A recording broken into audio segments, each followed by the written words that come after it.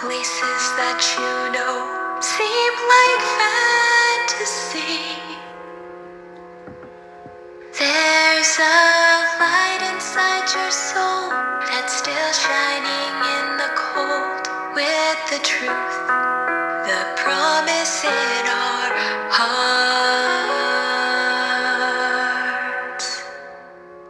Don't forget, I'm with you in the dark.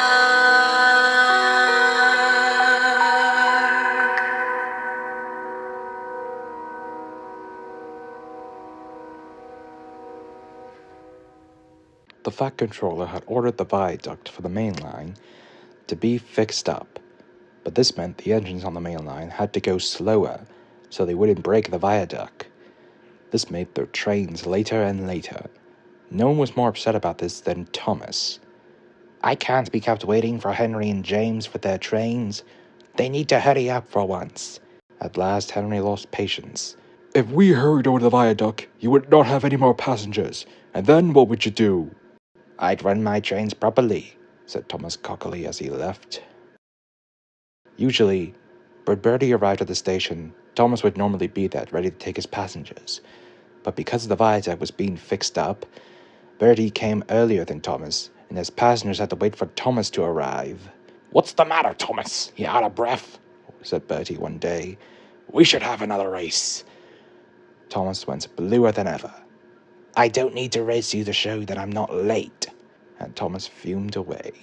The next day, Thomas was super late because James was late with his train. Sorry, Thomas, I got hold up, said James. I don't need excuses, said Thomas as he puffed away. As Thomas reached the tunnel, he saw Bertie the bus. Thomas, said Bertie, I've broken down. Please take my passengers to the station.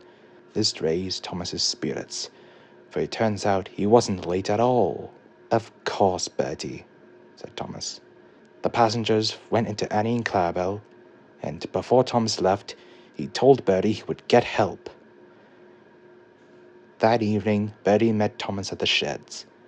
I'm sorry I teased you, Thomas, said Bertie. That's all right, Bertie, said Thomas. You were just joking. Sometimes I guess being late isn't so bad after all.